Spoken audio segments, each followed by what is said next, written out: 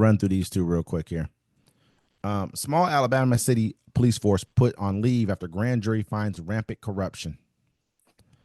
A small Alabama city placed its entire police force on administrative leave a day after a grand jury recommended the department be disbanded, saying it has operated as more of a criminal enterprise than a law enforcement agency. Huntsville Mayor Jim Sawyer said Thursday in a statement that the Coleman County Sheriff's Department will temporarily take over law enforcement duties as city officials mull the next steps. Coleman County District Attorney Champ Crocker announced Wednesday that the grand jury had indicted the Huntsville police chief and 4 of his officers who are accused of mishandling or removing materials from the department's evidence room. They have been charged with a variety of offenses, including misuse of state criminal databases and distribution of controlled substances to each other, according to indictments. Citing what it called a rampant culture of corruption, the grand jury recommended that the department be immediately abolished.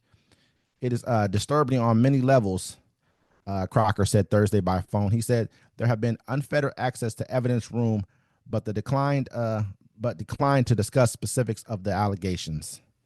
So basically, they're saying that these people, this whole police force, is basically operated as a criminal enterprise. They're selling drugs to each other, probably selling drugs in the community. You know what I mean? If you're doing that right there, imagine how you're treating the people in the community. I wonder what their community is based on. You know, who makes up their community. You know, what color people. I'm sure they're small town like that, probably a lot more people who look like them, which is probably Caucasians.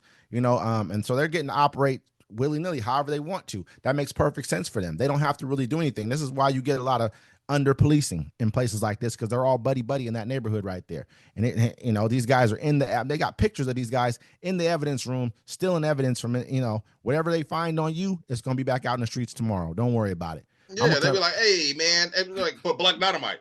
I'll sell drugs in the community. As it may. It's not funny, it's sad, because you know these people that's what happens. Sometimes power corrupts people, and it is what it is. You know, if you're a police officer, you're making maybe $120,000 a year. You know what I'm saying? To you, that's good money. But then you run into a drug dealer. He's been on the corner for 4 hours. He just made like 8 bands. You know what I'm saying? You're like, damn, bro, he didn't have to do nothing but just stand there. You know what I'm saying? And then you see the money you bring in. Think about it, you bust somebody. I know they just had a bust. I think it was somewhere in the South. They just found like it was $31 million of meth. Hey, was it the one? There was a dude. I saw a dude driving a truck. You know what I'm saying? They found him like $1 million in cash. I don't know. It was like might have been a Latino dude, but he had $1 million in cash. It was a brother. It did a whole bunch of like either weed or something else. He had weed. He had cocaine. He had fentanyl. All this. Anyways, they caught him because they just fucking like they like to mess with black people. He was just sitting there playing on his phone in traffic, and the cops like, you can't play on your phone while you're driving. He's like, oh my bad. He just got he got lazy. And so, they went to the truck and found the drugs. Shoot, they just found $31 million worth of meth on someone else just driving. Yeah, or no, they found it at a drug stash house. Yeah, that's too bad, man. You know what I mean? At the end of the day, man, this police force right here is speaking volumes. They got rid of the sheriff. They got rid of the officers. They basically disbanded the whole. Imagine your town. They said, okay, all border your agents. Police force is done. Go ahead. It was U.S. Customs Border Protection seized $31 million worth of methamphetamines, and now that's not the one from today. It was found in peppers, but that's 2004. I just saw it. When I find it again, folks, I'll bring it on the next episode. It was crazy, absolutely. But they showed the cops behind the meth like. I mean, that's a huge bust, man. That's a lot of meth. That's a big bust. I'm wondering if these guys there's a picture of the dude just rummaging through the stuff in the room. Like, I'm looking for whatever he needed for the day. He was going to go to the room and go get it off. You know what I'm saying? Dude, imagine that. You could just go bust people knowing, okay, I know they got pounds over here. I know y'all got some keys over here. I can go and bust you and know I can put it back out on the street tomorrow. Think about it. I'm going to bust you. Well, if you're working for somebody, right? Yeah. Have you ever watched the show, The Shield?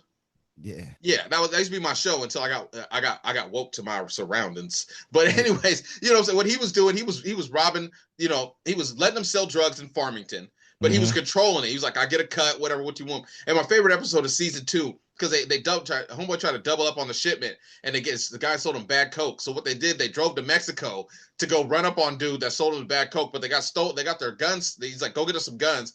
Dude, his partner got robbed for their fucking their badges. So he's like, I ain't got no guns. So they're like, well, he's about to leave. So what they do, they run up on them, take the guns off their waist, put the drug dealer in the back, or the drug lord in the back of the trunk, take him somewhere, put a tire over him, pour gasoline on it. They'd be like, yo, I need my money. You're going to pay me back for my drugs, my coke, and you're going to pay me extra for messing up my day. Mm-hmm. And so, anyways, they go back and they take them somewhere and they get the drugs back.